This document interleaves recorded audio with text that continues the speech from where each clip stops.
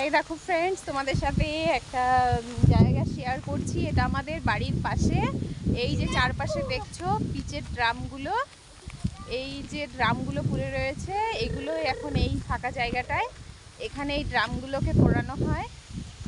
আর এই যে সব পুড়িয়ে পুড়িয়ে রেখেছে, এখানে লরি ভর্তি ভর্তি করে পিচের ড্রামগুলো আসে আর এখানে পোড়ানো হয়। একটু একটু বৃষ্টি পড়ছে, আমার মোবাইল স্ক্রিনে জল। তো এই দেখো সব এগুলো পুড়িয়ে পুড়িয়ে আবার এগুলোকে ড্রামগুলোকে একদম পিটিয়ে পিটিয়ে স্ট্রেট করে করে রেখেছে। এগুলো আবার লরি আসবে, আবার লরিতে করে চলে যাবে। এই যে অনেক এখানে এখন এই সন্ধ্যের পরেই পিচের ড্রামগুলোকে জ্বালিয়ে এখানে পিচের ড্রামগুলোকে পুড়িয়ে এভাবে করা হয়। তো এখানটা আগে বাড়ি ছিল, যেন খুব মনে পড়ছে পুরনো দিনগুলো।